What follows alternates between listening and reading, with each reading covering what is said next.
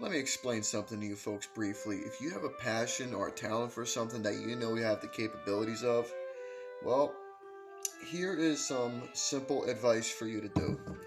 Follow your dreams, do what it is that you know you are good at, and sure enough, in the end,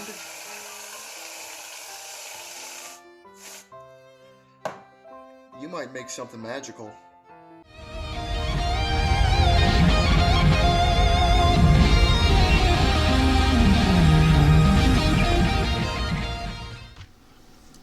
I love Pixar animation. I absolutely love a lot of their movies that they have done over the years. And everyone's got a favorite. You can necessarily say that a particular one, like, I don't know, Inside Out or Monsters Inc., or you can choose a particular one from the Toy Story franchise, Coco, Soul, Up, Wall-E, you name it. You can go through the entire catalog and choose a particular film from the Pixar industry and say, this is my particular one. Why? Because of these firm reasons why I chose this movie. Now, a lot of people out there are probably going to be choosing, for a good majority, are either going to say Inside Out, Up, Wall-E, or in the Toy Story world, which I won't complain at all because I love all of those movies. Then again, Wall-E is my second favorite one in the Pixar franchise, and Up is following right behind as number 3. But why am I talking about Ratatouille? Why is Ratatouille my favorite Pixar film of all time? Why this particular one? Well, I remember when I watched this movie a long time ago. And by the way, I'm aware this is not a Christmas film at all. But why am I talking about it? It's for the simple reason. It's my favorite film in the Pixar catalog. And I think it's time that I do a little discussion as to why I love this movie so much. Now, let me get a little personal with you all. I have experience in the culinary realm. I took culinary school, I had a couple years experience doing that, then I went off into the industry and I managed to get some, well, how should I say, a little bit of some experience of what the culinary world is like. It doesn't matter if you're working in a greasy spoon establishment or a Michelin star or a 5-star establishment or a buffet, or as long as it's something in the restaurant industry, you're gaining some experience. Hell, for someone who works in the QSR, the quick service restaurant, fast food joints, you're getting yourself some exposure into the restaurant industry and working your way up. If it's your calling, it's your dream, then go for it. Start your way from the bottom and work your way to the top. If you want to get proper training, where if you don't go to school and you just learn it either naturally by reading a simple cooking book at home, and then you just learn a little more each step of the way by how you progress and improve your cooking by different styles and methods and ingredients and recipes you learn. Whether if you are a grill chef, sauteing or roasting or doing whatever, barbecuing, just any sorts of cooking. Or if you want to be a pastry chef, it doesn't really matter what your calling is, as long as you go through and follow your dreams and fulfill what it is that you align to do with the talents that you were given and actually learned and discovered that you have, you go for it. And that's what Ratatouille taught me, is that you follow your dreams. It doesn't matter what profession it is. Now, for me, that I have experience in the culinary world, and the fact that I was able to learn something and go through it, it really shows a lot that, you know what, hey, cooking isn't necessarily my personal passion. It's not really much of a particular good talent that I personally have. But despite all that, it's taking a simple principle of what it is that you love or want to achieve, and you're able to adapt it and turn it into a profession. Just starting off as like with Linguini, he was able to start off as like a dishwasher. But then again, he met the rat along the way, thus realizing that he had culinary experience from not only watching the chef on the screen, but reading his book, and just taking the adaptations of not only eating food for the sake of it, but learning exactly that food, like different variations, like if it's a fruit or a vegetable or a meat or a grain, a wheat, or even a pastry, just something, just letting those flavors accumulate and just progress in your mind of what, not only what you can do with said ingredients, but also how you can take it and just adapt it into a particular recipe. For example, when he first met Linguini, he was able to, you can say, taint the soup, turning it from being it bland into something a little bit more better and actually having a pizzazz of flavors of what a soup is supposed to have. Soup is supposed to have a worldwide of ingredients to where you got like all your vegetables, your spices, your meats of like a chicken or a beef or steak or something, making that soup taste immaculate. Then it was put to the test of exactly that.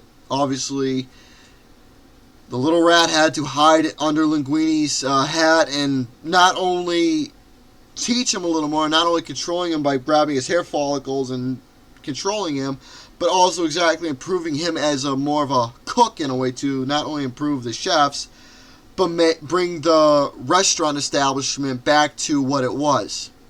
But then again, you got two stories going on where you learn about Linguini's past, you learn exactly who he is. He's quirky, he's weird, he's a bit of a geek, he's not very sociable, but at the same time, though, it's a progression with him.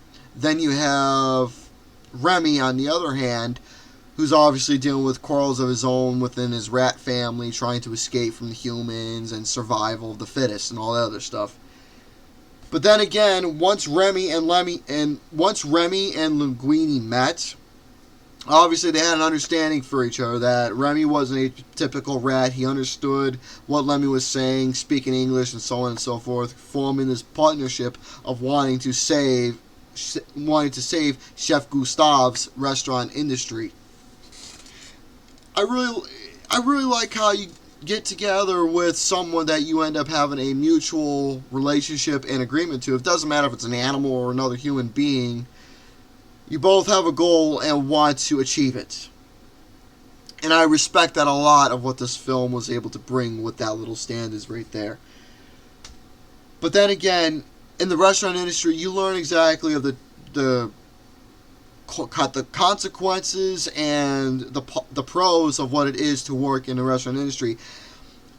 When you met the female who was teaching Linguini the basic fundamentals of working in the restaurant industry, everyone's got a specific part. And from my experience working in the restaurant, you got a particular job that you are given. You are either a prep cook, you are baking the bread, you are doing the soups or the meats or the vegetables, or you're doing prep work, like preparing all the stuff for the main chefs and cooks to use said ingredients for their food, or you're doing the desserts. That's the thing about working in the restaurant industry, is that you learn in details from this film that everyone's got a particular job working in the restaurant industry. And all the details described it's literally the real life descriptions of what it's like working in the restaurant industry right then and there. Hell, even the dish pit guy has got his own fucking job to do. But the thing is, folks, about this film, I'll mention this as well. Obviously, the animation is top notch. I have no complaints about it whatsoever. The real life, beautiful visuals it has, it's fantastic, and it's Pixar at its finest with how they present their films. Colorful, atmospheric, amazing just to look at. But then again, folks, if there's one thing about the film that I absolutely admire, is the fact that this film also contains one of the greatest speeches I've ever heard in an animation film. It was the food critic's response to the Ratatouille dish that was given to him. Thanks to the preparation of Remy, the dish was served, took him back to the time when he was first exposed to food, and what made him inspired of not only becoming a food critic, but also realizing his love for just being in the restaurant industry in general. His speech for what he ate at Gustave's, that fucking Ratatouille dinner itself, absolutely fantastic. It's just the animation details alone of making the Ratatouille look as good as it did. I mean, I've never had a Ratatouille before.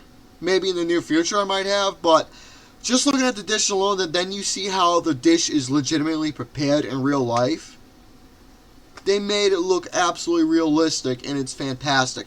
Hell, a lot of the dishes alone, it's just, no pun intended, a chef's kiss. So overall, folks, about Ratatouille, about why I love this movie so much, is the fact that, like I said, the animation is beautiful.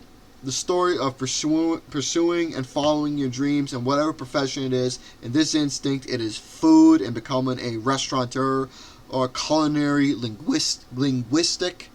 Learning all those accumulations and fundamentals of what it's like to taste ingredients and make an amazing dish.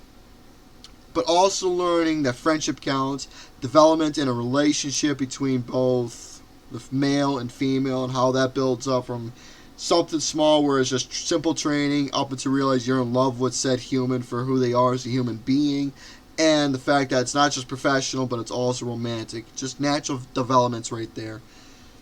Ratatouille, I gave the movie a 5 out of 5, knowing me. It's just, this film it's amazing. It really touched my heart. It spoke to me a lot that, you know what, I should follow my dreams in whatever profession that I absolutely want to go in. If it's food, it's food. If it's wrestling, it's wrestling. If it's pool, it's pool. It doesn't matter what it is.